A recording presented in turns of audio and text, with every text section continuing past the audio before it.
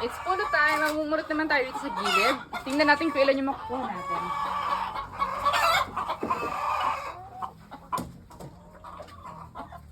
So ano to? 11 AM na. So inipon namin yung mga itlog magmula kanina umaga hanggang ngayon. So first time namin mamumulot for the day. Nakakuha na tayo kanina ng 3 trays plus 11 eggs. So 90, 101. Tama? 101. So tingnan natin kung ilan yung madadagdag sa atin. Meron pang sumisilip.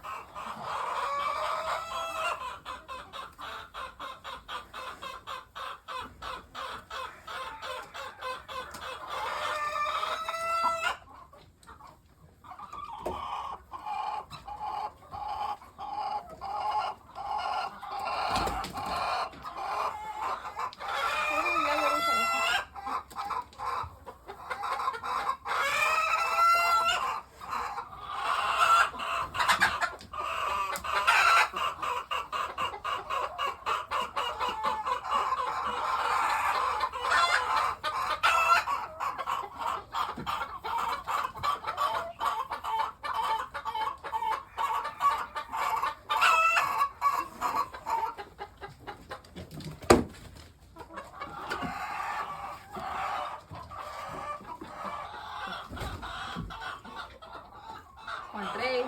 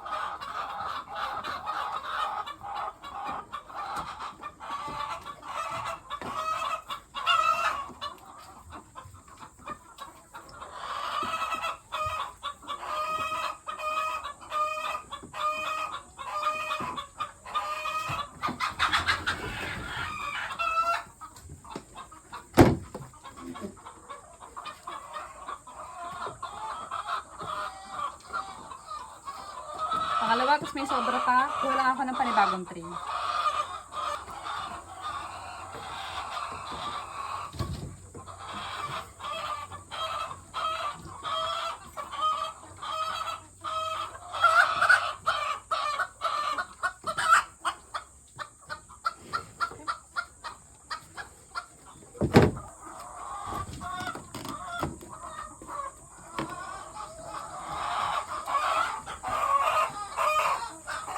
So, dito sa side, nakakuha tayo ng total ng 68 eggs plus yung 101 eggs.